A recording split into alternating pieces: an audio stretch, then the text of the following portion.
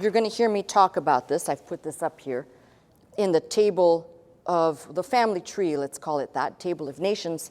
You've heard me talk about Eber and how we get Hebrew, which is also in antiquity Ibiru, Abiru, but I'll need to teach on this because we know that the people that were identified as Apiru are not one singular people, okay? And that gives credence to something else. If they're not one singular people, we may find that as you follow the line, we're only looking at this line from Eber down to Abraham to Isaac to Jacob to show the children of Israel. But I've said to you that anything below this line, even though it bifurcates beyond, we'll call it the seed line, everything here could be Hebrew. Everything that stems underneath, as Eber is at the top, and you might say, well, it doesn't follow the line, doesn't matter. That's in your family tree. So when we talk about this, it's not a singular people either. Just like I tried to show you the problem of when we talk about the Hyksos. And there's a huge amount of confusion there as well. These are people that were in Egypt in a period way before the children of Israel, as we know them, were in Egypt's bondage, but yet they get conflated. Okay, so there's a lot to sort out here.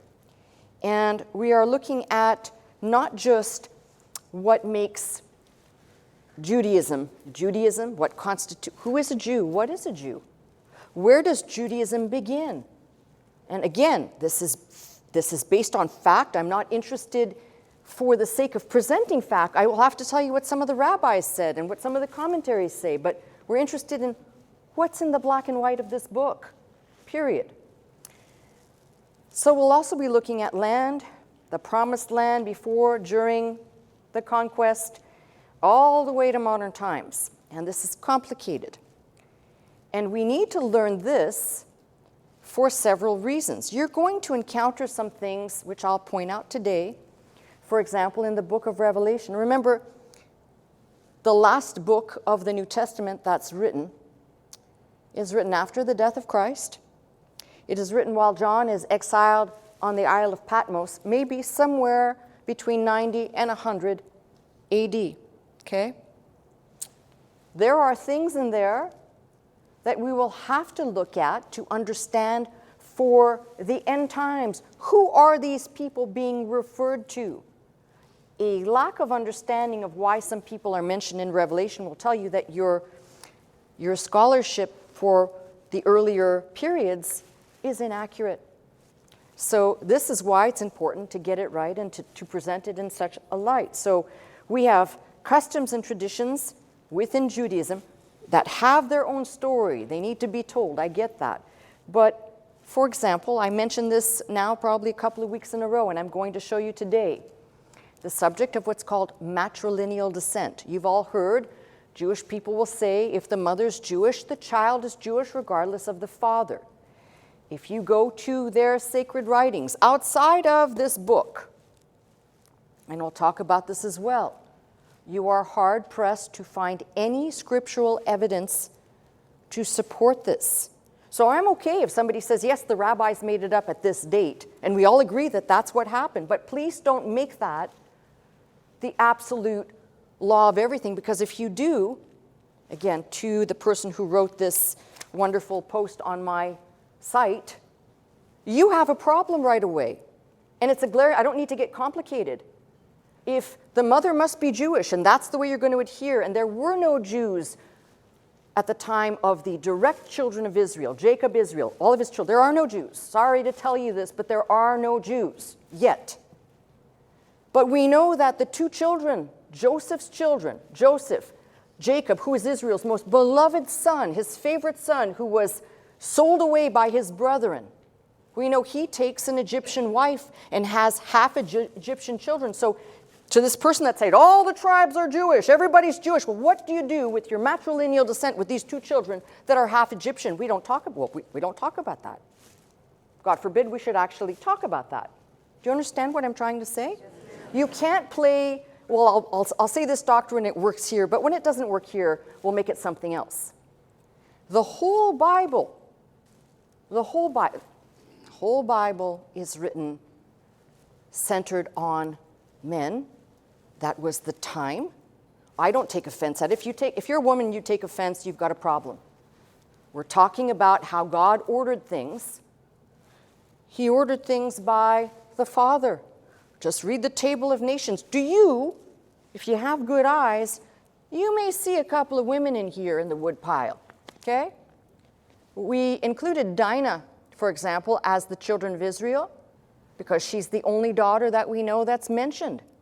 But Dinah's not going to make a big impact in the big picture. There are other things that, because Dinah was there, affected other people in her family, if you know the story.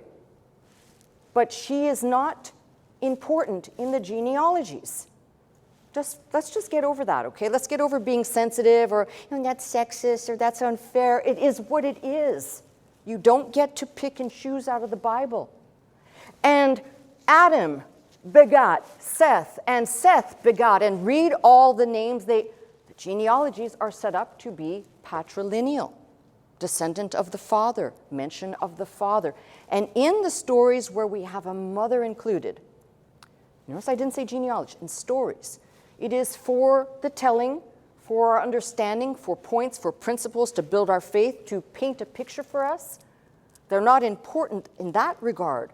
But in terms of understanding, why is it that every genealogical record, it's the bulk of it, I'm going to go so far as to say probably 95% of it is male. That's because that was what God was focused on. Yes, in the New Testament, you've got a person like Rahab. She's mentioned there in the genealogies to Christ as God was saying, hey, just as a sidebar, we're not all these holiness, super self-righteous people. I picked a couple of real doozers in the woodpile to show you that God's grace is sufficient and that God is no respecter of person. If he sees the right in the heart and the faith in the heart, he will honor that, regardless of where you came from or what you were doing when he found you. So I'm not interested in all of these kind of ideas, and they're romanticized or they're fantasies. Let's get to the facts. So you have a problem with this doctrine that is it's held everywhere. Now there was a meeting sometime in the 80s of rabbis. They were mostly all Reformed or more, we'll call them, definitely not Orthodox, okay? And they agreed at this meeting that for this branch of Judaism, because there are many different branches within, just like Protestantism, just like Christianity, they agreed, mother or father, it doesn't matter as long as one or the other is Jewish, and that if somebody converted to Judaism that was completely outside the pale, they wouldn't not honor their conversion, because that happens a lot within Orthodox, which is if you're not born, if you don't have a Jewish mother and a Jewish mother or two Jewish grandparents, you're out, okay? And I've never heard of such a thing, by the way, that your acceptance into a faith requires something you have no control over. That's brilliant, right? Anyway, okay, let's move on. So I can't control who my parents were. I just came out of the gate and they said, okay, and there you are, right? All right. So we started tracing the biblical genealogy, and as I just stated, we passed through these, call them diverse personages. So you go down from Adam, you're looking at Noah. Noah has 3 sons. This son in the middle, Shem, everything that is below this line that stems from Shem are called Shemitic people, which became Semitic people, which was first only limited to language, but encompassed a larger umbrella of peoples from different territories as well, okay? So we go from the Shemitic, which becomes a Semitic line, and again, to my listeners, please find a source to look this up. I don't invent things, okay? Somebody said, I can't believe that, that's the same connection. Okay, well, then everybody's lying about this then, okay? I don't know what to tell you. We keep tracing, and as I pointed out to you, we find this man named Eber. And we know that that name is quite significant. Why? Because between Eber, Peleg, we have pretty much in the Table of Nations, we've got these breadcrumbs. Eber, we might say, are the people that crossed over the Great Divide. There are some names in there that if you translate them Hebrew to English, you can almost see a pattern crossing over the divide, which is most likely how they came over from Mesopotamia, over the Tigris or in those areas, and south. All right, so we have descendants of Shem, which encompass people, I've said, Arabs, Arameans, Assyrians, Hebrews, who speak a certain Semitic tongue. We find Eber, which brings us the Hebrew people, but at this point, and I'm going to keep repeating this, there is no and can be, please, I'm asking you please to listen to every single word I'm saying. There can be no Jews or Judaism. Minimally, we know that the word Jew comes from Judah, Yehuda, Yehudahite.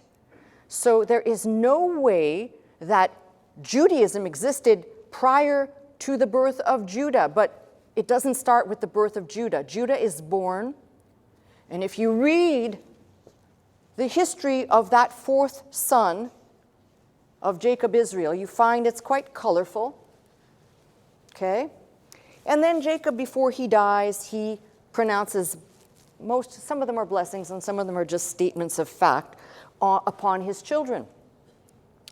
So Judah is given a special blessing in that they will basically, the scepter shall not depart until Shiloh, which for people who study the Bible know that basically from the tribe of Judah will be people who will be kings, who will reign, including the King of Kings, came out of that tribe.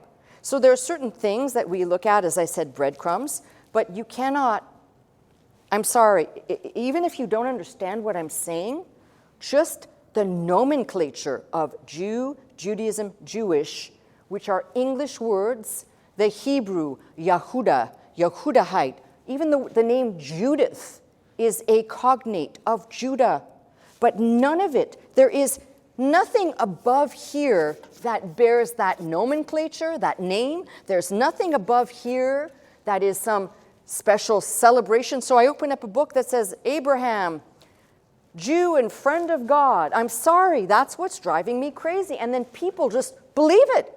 That's the Santa Claus of the Old Testament, I guess, and you just got to believe it, right? Now, I'm doing this really because I'm hoping that I can move on from here and go forward, because that's what's frustrating is I'm having to review some of the most simplest bullet points here, which tells me I've either done a lousy job of communicating or some of you need to go out and buy some Q-tips.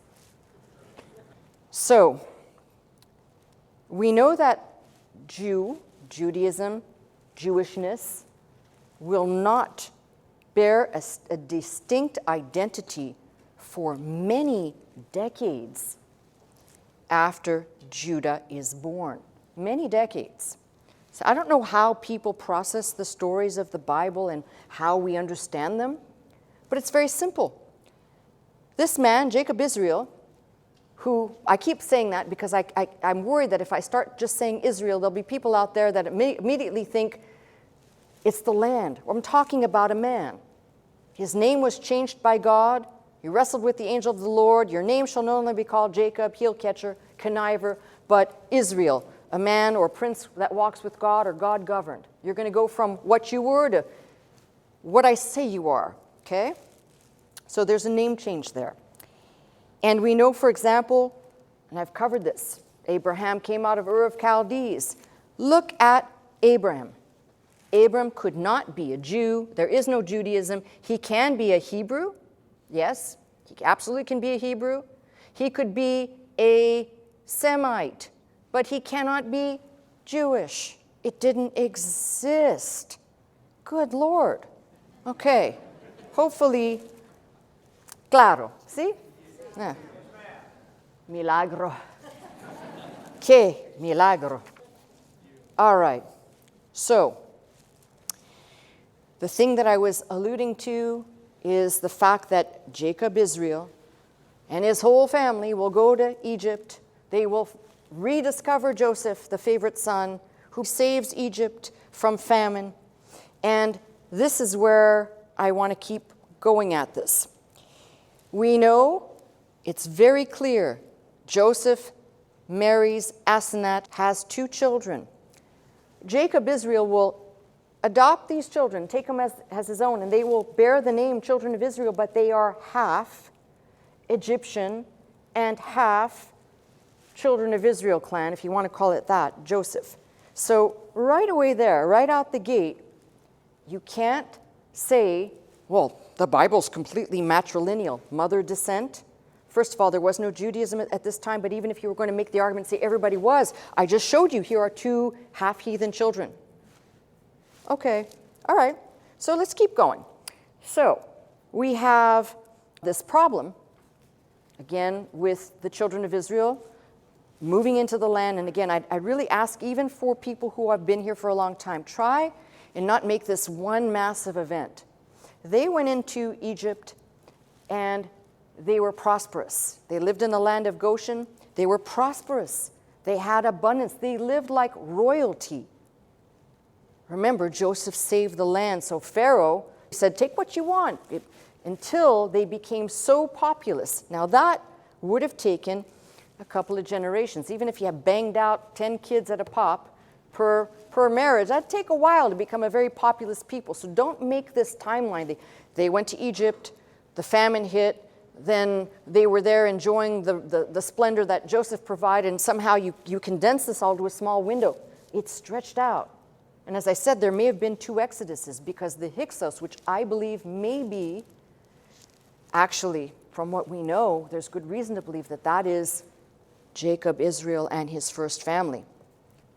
And then there is, and these Hyksos, it says, were driven out of the land. And we have the record that says they died there. They died in that land. So maybe it's their offspring. I don't know. But what we do know is that suddenly Pharaoh takes the throne in Egypt and sees these people are such a threat. There are so many of them. He says they could rise up and turn against us. So he puts them into hard labor and bondage. And if you remember, I said last week, pointing out that as the children of Israel were being delivered by Moses, we read in Exodus 12 that a mixed multitude joined to the people leaving Egypt. Now, along the way, the reason for pointing that out is because along the way you are going to find language. I'm not sure this was clear with you last week. You're going to find language, strangers, foreigners. If there's any stranger among you, if there's foreigners, for a male, for that male to partake of any rituals, of any exercises that seem spiritual in nature, you must be circumcised. And it doesn't really give any express instructions for women strangers, but I guarantee you, there were women strangers. All you've got to do is look at Moses' wife. He marries Zipporah, who is Jethro, the priest of Midian's daughter, and we know that they were not part of this Hebrew band, if you will. They are traveling, wandering peoples of the desert, and they fit under, they could be Semitic people, but they fit under an Arab nomenclature. So that means that when Moses had Gershom and Eliezer, these are half Hebrew, half Arab. This is the point I'm trying to make. This book, if you want to read it like you're reading like a child might pass over and embellish and not pay attention to the details, you do that. But if you're interested in really putting the whole picture together, it is through this whole book you will uncover they did not separate themselves from the stranger. God said, don't take foreign wives or foreign husbands, and it wasn't because God was some weirdo. He didn't want them intermixing for one primary reason. The primary reason is not for the seed to remain pure. The primary reason is because God knew in a heathen universe, people worshiping pagan gods, the likelihood, the evil that's in us, we have a bent towards that, to be turned away from serving the living God, to serve these idols and worship and venerate them. Now that's really at the top of the list. Second to that may be that God wanted to preserve the line, for sure. But here's the problem. If you look at from when they come out of Egypt's bondage and follow their journey, we know that that first generation, God doesn't even let them into the promised land, except for Caleb. And I think there's just, it's a handful that will take the next generation in. But they are going to constantly be doing this, taking foreign wives And I don't have to keep hitting this as hard as I do, because all you've got to do is look at what brought about the destruction of the United Kingdom of Israel when it was under Saul, under David, and then the last king of the United Kingdom, Solomon. The kingdom split in 922 BC. Do you know why? Because Solomon had all of these women that God forbade, 1,000 women in all. Means he didn't do too much kingly stuff. He did other stuff, but probably not the taking care of his kingly things. Okay then. My point is that the prophecy pointed at Solomon was because of the evil that he had committed. You know, he didn't rob God. He didn't steal God. He built a house for God, splendid gold and all of the beautiful trappings that we would walk into a building today and say, my God, look at the splendor of this all. But the heart of the man was turned away by foreign women. So there you go.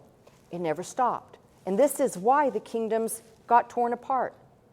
There's a prophecy that says the kingdoms will not be torn apart for your father David's sake, because he was a man after God's own heart. You can say, well, but David did this and David did that. Yes, but God said, David, a man after God's own heart. But you, Solomon, you've done it.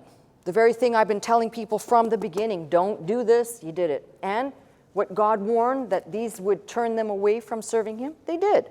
So once the kingdom is split into two parts, north and south, they will each have their own kings. And if you read the history of these kings, some of them are pretty evil. There's a couple of good ones in there, but some of them are pretty evil.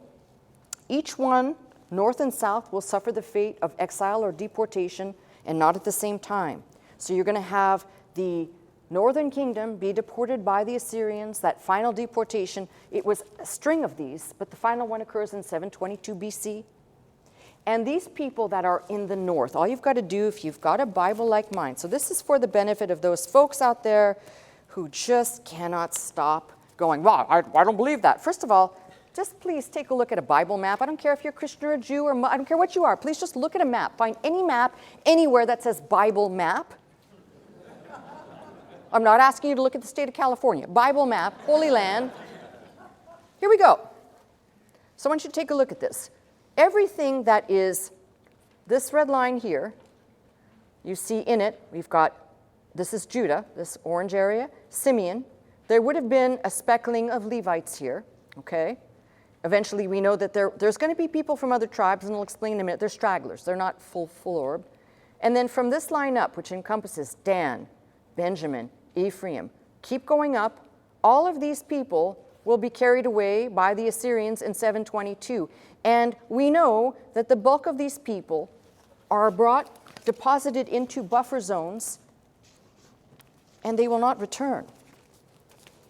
Now, to the person who writes me on my post, I'm sorry, friend, where did all these people go? If you want to play your game that they're all Jews, there must be millions of Jews in the world. They were not adherents. Once they got carried over to the other side, they may have been carrying on certain sacrificial practices. They may have celebrated certain holidays, which over time, if you follow these people's wanderings, you will find breadcrumbs of what they formerly celebrated, which was not yet called Judaism. You'll find breadcrumbs on the steppes of Russia with some of the Scythians, not all, the Sakasuni. You'll find breadcrumbs everywhere that either have the name of one of the children of Israel in such a way that if you read it like Sakasuni, sons of Isaac, where they couldn't distinguish the people and they generically called them something, they were referred to as Beit Humri, after King Omri, the people of Omri's land. So you've got to kind of open your mind a little bit that all of these people head over the mountains and they keep going. And we trace this in a series on the lost tribes that are not lost people, and tried to explain, if you look at each and every one of these groups, for example, and I pick Reuben because it comes to the top of my head real quickly. We know, for example, the people of the tribe of Reuben will make up in their wanderings. We will encounter these people as Frankish, French, in that general area deposited there, and they do not speak Hebrew or a Semitic. Their language even morphs as they go. You know, it's not like today where you pick up your phone and you do Google Translate or you have a help.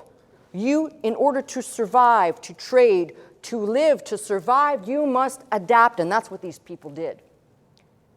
So when you find breadcrumbs, and when I say breadcrumbs of early Israelitish behavior and worship, all the way in China, in antiquity, come back and talk to me.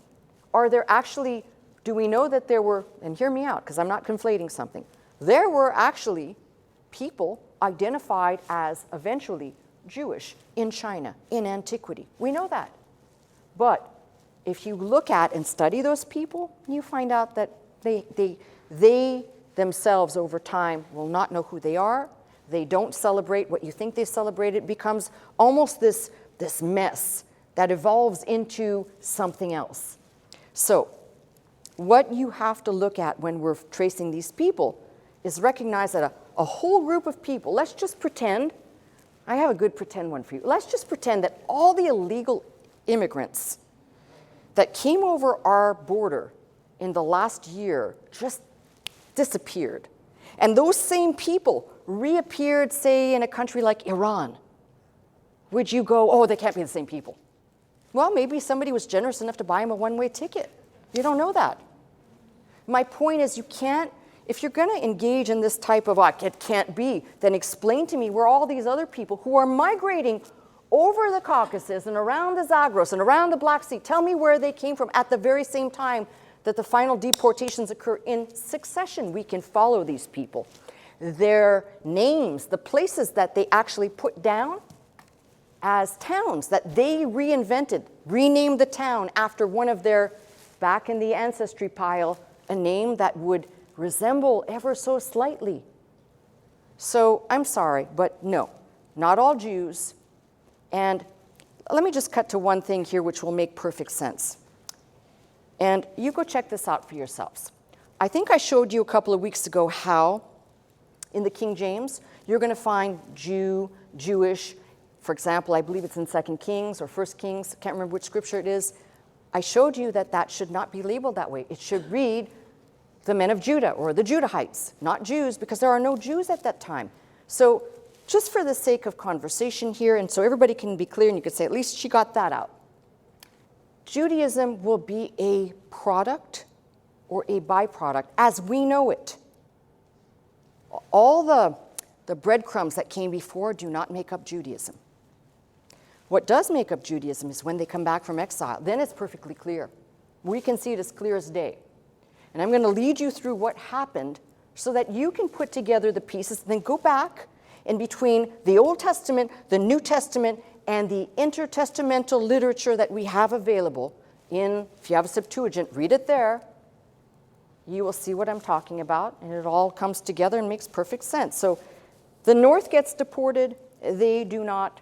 There's a small group that may have come back. Some of them stayed in that land, but most of them kept going, all right? Then you have the southern kingdom. This portion here, Judah, Simeon, and perhaps the bunch that was associated with Benjamin. There's a hard difficulty to identify whether they came along completely. Some of them did, some of them didn't. We don't know. With that being said, it was prophesied by Jeremiah, and Jeremiah 25 is the prophecy, that then Daniel, when he's reading the prophecy, he says, and that was prophesied 70 years into Babylon, the people would go.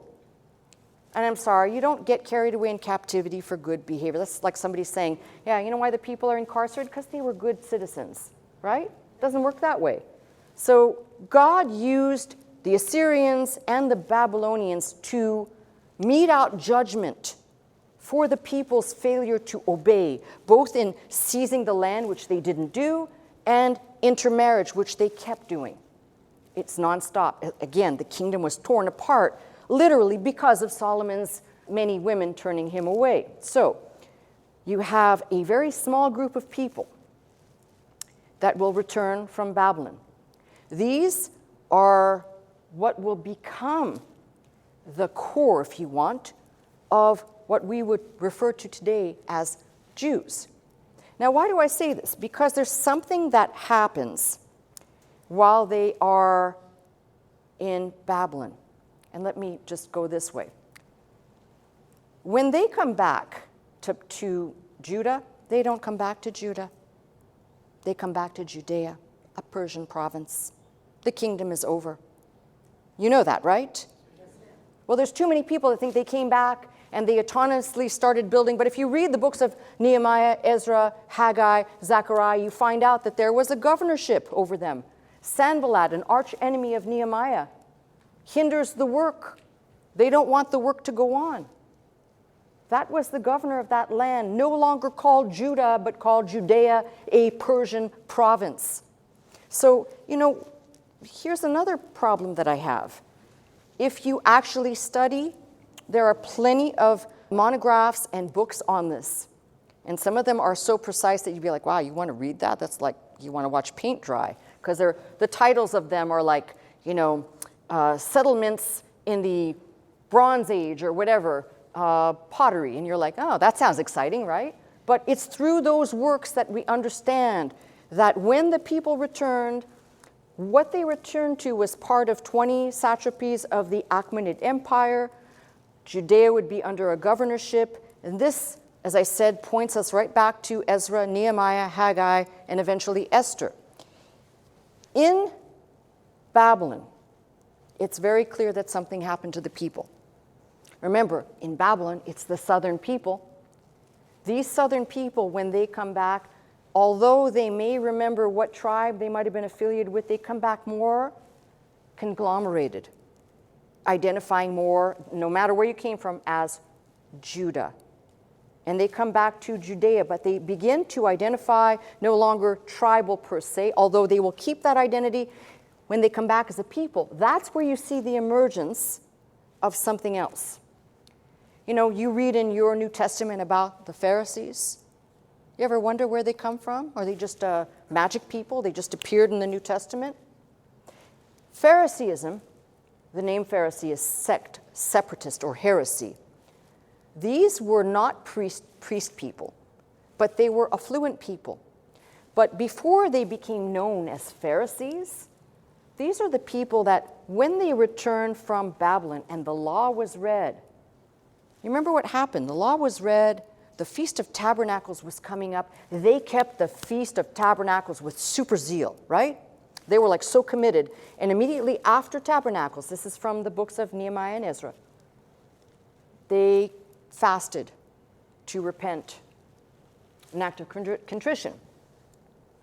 And there's a place in one of those books that whatever God's word says, that we shall do. Religious zeal, and specifically in the form which will morph into Judaism, takes place right there. So you've got a group of people that come back. Pharisees are not yet established. And by the way, Pharisees did not call themselves Pharisees. That name was given to people who were not Pharisees. They looked at them and said, oh, bunch of separatists here. And that name stuck to them. Josephus was a separatist, a Pharisee. But he never calls himself that. Somebody writing of him says he was. It was not a good title if you were in a different crowd. So what you have are people that will begin to say, we will keep the law. No matter what, we'll keep the law. Well, that's good, except we know one problem. No one can keep the law. No one can. They become religious zealots that morph into Phariseeism. And Phariseeism will take its launching pad and become what we know it from the New Testament in the Hasmonean period of Israel. So, why do I bring that up? Because the religious zeal couldn't last. You remember last week I left off with the reading in, I believe in Nehemiah, it was either Ezra or Nehemiah, showing you how you've got a list of what I call the perpetrators that married foreign wives, and the thing was, we'll put them away, we'll divorce them, we'll get rid of them. Of course, that's brilliant. So you have kids now, what do you do with the kids? But anyway, okay, that's all great and moral. It sounds great and moral, right? We'll just get divorced and we'll start all over and it'll be like nothing happened, right? It's great thinking right there. So why I bring this up is because they all said, yes, we will keep the law, we will put away our wives, but we know what happened. Nehemiah is recalled to Susa, and we have good evidence to show that they went right back at it again, and they started intermarrying again, and they were not keeping the law, and the religious zeal amongst that community waned. It started to wane. So you've got a separation now between the zealots, the religious zealots who will become known as the Pharisees, and the people that said, we will do thus and so, but they couldn't keep their vow. Now, I want to show you something else, because this is part of showing a problem that we will address in upcoming messages. So if you turn to Nehemiah 9, I want to show you something that's quite problematic. For all those people that say, and the people lived in the land and it was their land, and we argue about whose land is it anyway, I want you to look at Nehemiah 9 and verse 36. Your King James says, behold, we are servants this day, and for the land that thou gavest unto our fathers to eat the fruit thereof, and the good thereof, behold, we are servants in it. If you read the Hebrew word is obed, which is slaves. They came back, and we tend to paint the picture romantically that they did all this and they were free people. No, they were not free people. They were still under Persian control, and that would remain so for about the space of 200 years until Alexander the Great in 332 conquered the then known world. He conquered Israel, what we call Israel, Egypt, and Syria. And then it was occupied for a small space by Alexander until he died. And then you've got his generals who argued bitterly over who would get what. So between the Seleucid and the Ptolemies in Egypt, the Seleucids, they split everything up into 4 parts, 4 generals, took their territory, so then it went under a Hellenistic rule for a time. And if you keep following the history from the point I just told you, they came back, it's a Persian province of Judea, no longer Judah. Then we have Alexander the Great, then his generals, and then the crowning one will be the Roman general who walks in 36, 37 BC, Pompey, claims the land for Rome. The occupation of that land will go on. So just hear me out. From the time they came into the land, which you encounter that, say, in the books of Joshua and Judges, till the time they come back, whatever that timeline is.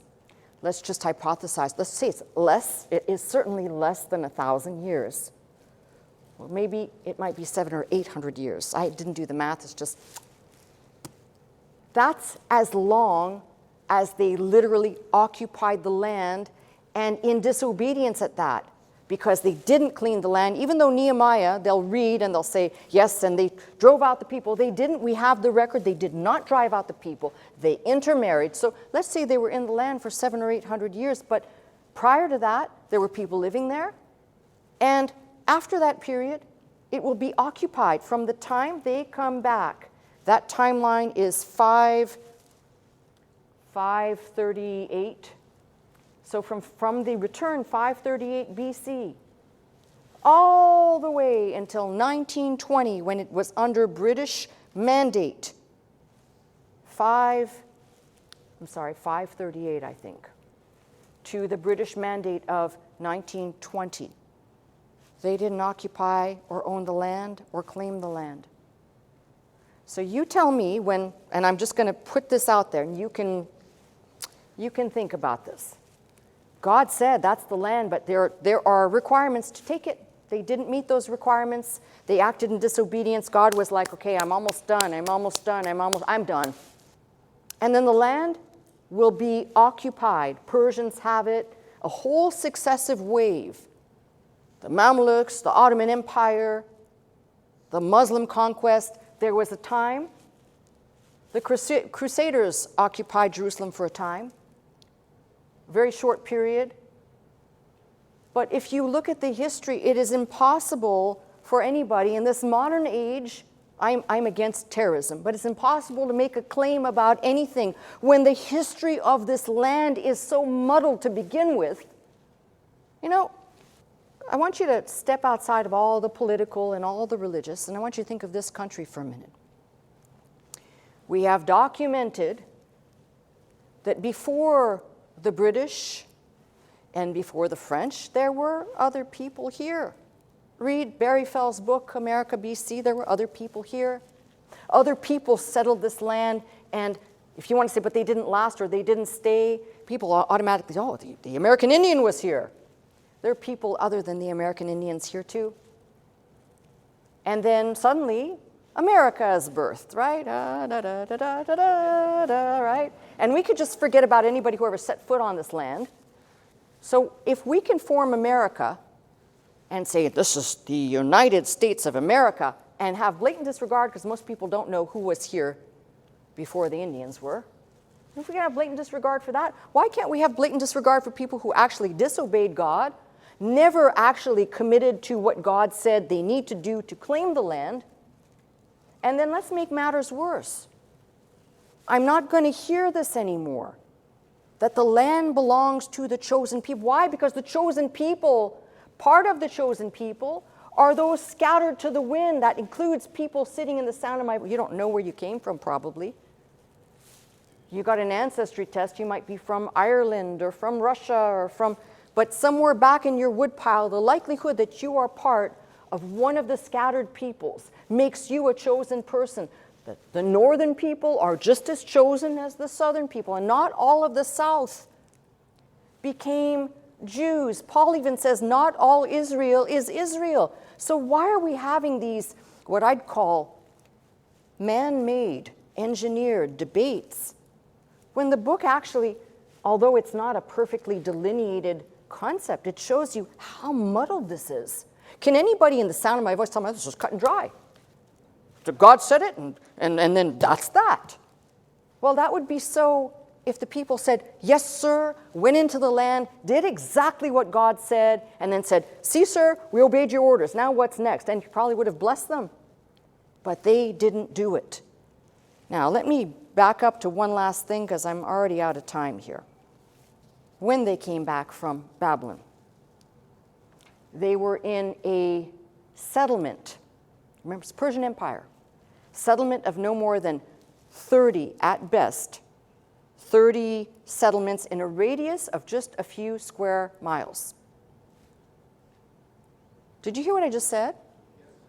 They came back. Let me go again with the map. And when they came back to an area that was just the radius of a few square miles, not the whole land.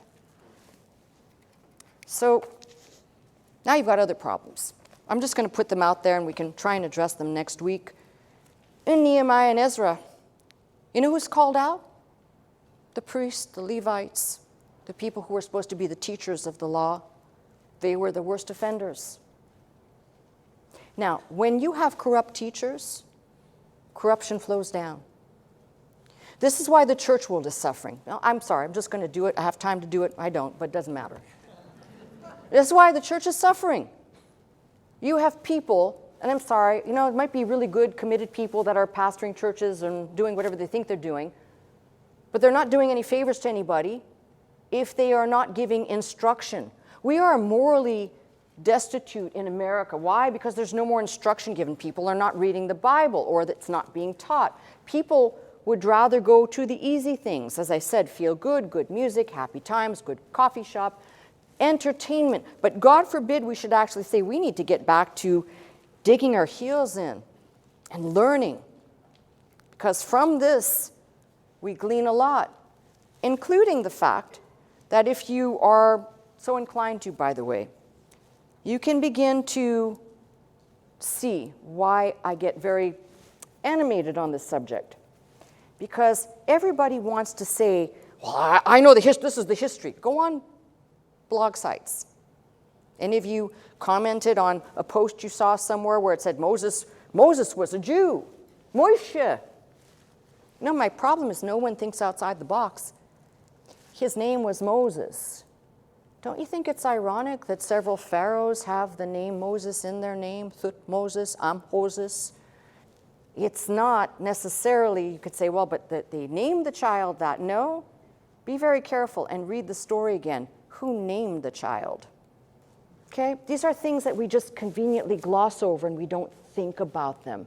And they affect a lot when you recognize, I go back to this matrilineal mother descent problem. It will affect a lot because if you know the history of what's behind here, you also know that in 70 AD, when Jerusalem fell, there was a mass massacre that happened.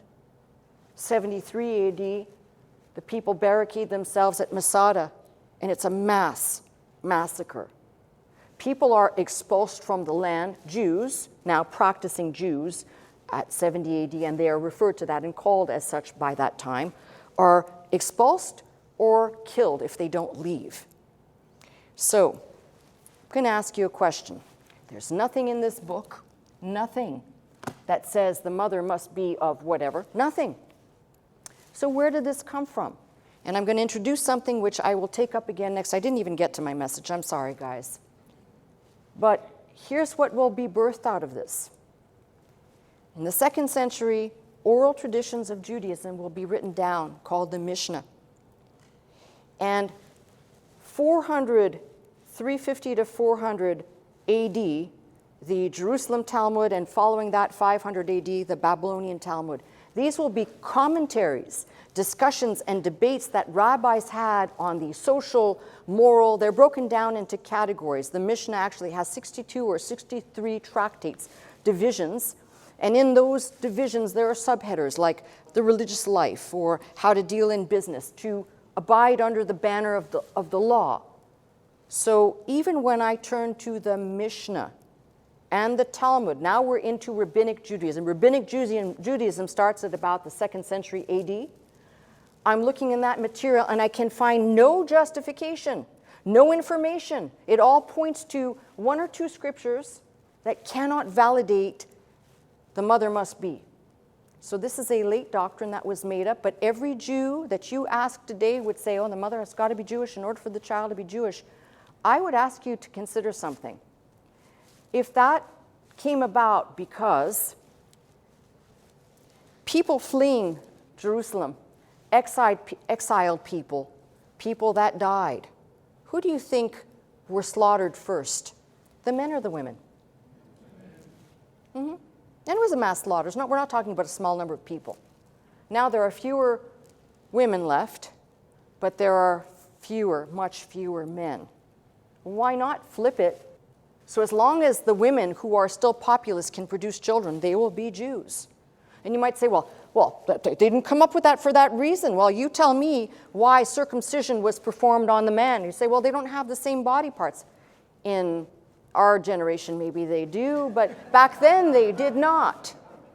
So why did God chose to speak to the man and say, you must be circumcised? And why even the sin from the line of Judah, why the sin of Onan is brought today to this day? It's all male-centric. I have no issue with that.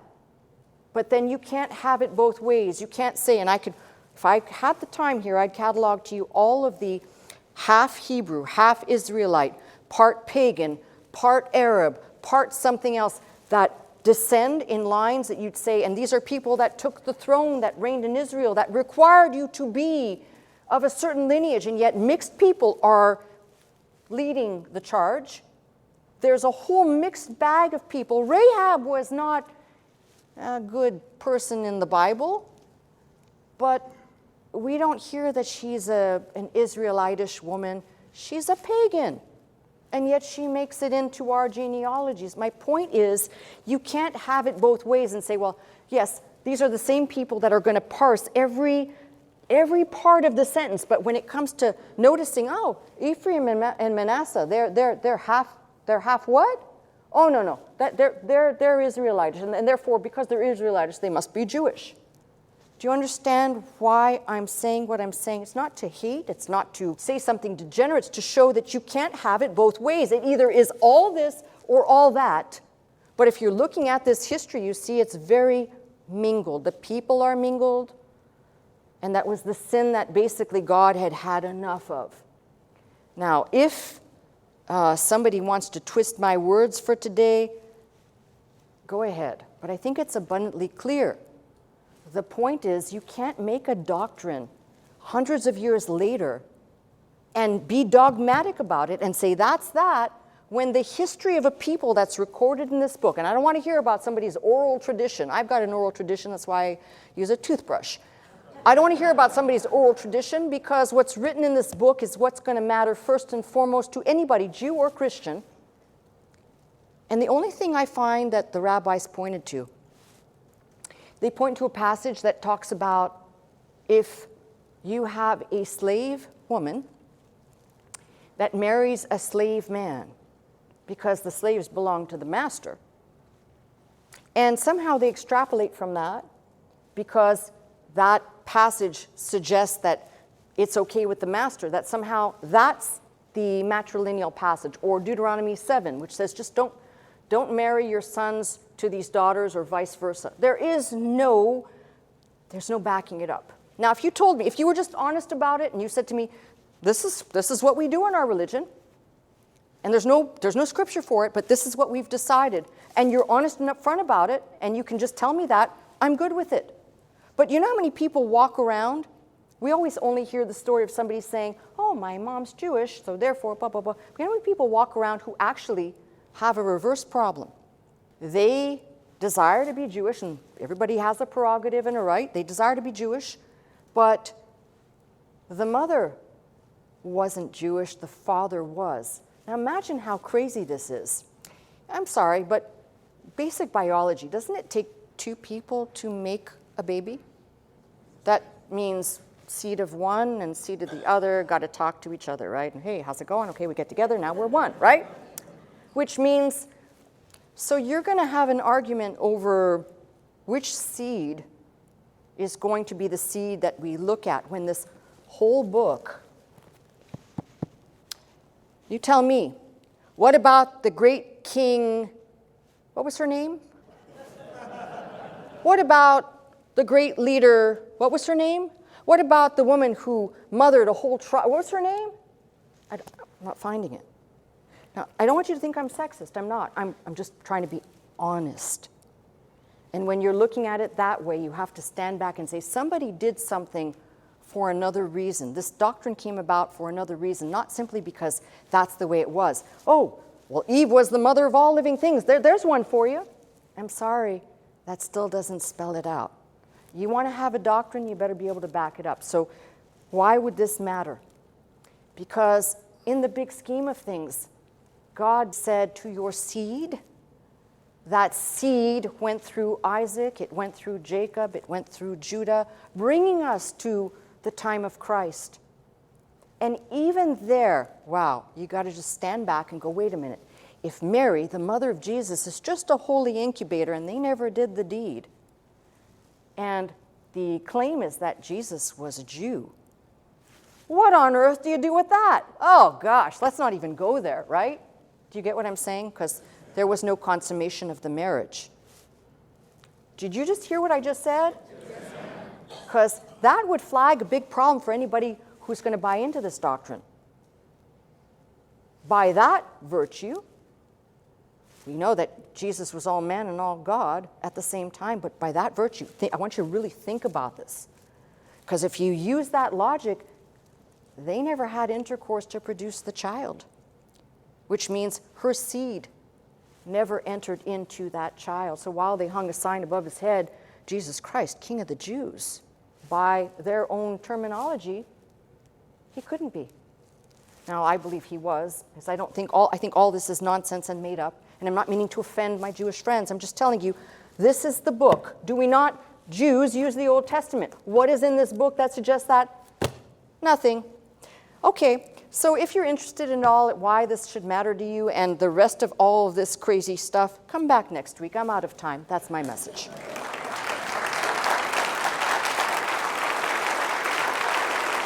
Folks, if I appear frustrated, it's because I am. Because I'm so trying to sort this out there are no agendas here. I cannot repeat this enough. I'm so trying to sort this out to show you we have the same thing in Christianity. That's why I spent weeks on traditions that make void the word of God. Call no man father, yet this is what the Catholics do. To the Protestants, we are not here in this church, but many Protestants succumb to that whole name it and claim it thing, which is a corruption, a perversion, the prosperity doctrine, I could keep going. Every religion has these, but the ones that affect us, we should look at. We should better understand that maybe the people that we think identify as something are really not what they are. And maybe the people we never thought in a million years are. You find out, wow, that's a mind blow right there. In fact, I'd strongly encourage anyone who's in the sound of my voice to read the Apostle Paul's writing out of Romans 9 through 11, which tells you in a nutshell when he explained this, and he was a Jew, and he was of the tribe of Benjamin, he was a Pharisee, and he explains it so perfectly. We are not to hate on our brothers and sisters because they will be grafted back in. That's the whole point. I started off talking about the two sticks out of Ezekiel, Judah and Israel, the north and the south, the peoples of the world versus the people who settled in that land who identify as true Jews. Do I make a distinction? Yes, because of what's in the book of Revelation. You ever read the book of Revelation where it says those who say they are Jews or not, or the synagogue of Satan? There is a reason why John wrote that. To understand that, you've got to understand all of what comes before. And to the people who like to try and make it something where we're attacking people, we're not. Putting together a correct picture of who we might be, where we came from, and who we will encounter in the future, to me, is pretty important. I want to know. So if you're not interested, don't come back next week. If you want to know, be here. That's my message. Good day, folks. I'm Pastor Melissa Scott, pastor of Faith Center, Glendale, California. I teach every Sunday morning at 11 a.m. If you'd like to attend services with us, simply call the 800 number, that is 800-338-3030, to join us. If you'd like to watch, listen, and learn 24 hours a day, simply log on to our website at www.pastormelissascott.com.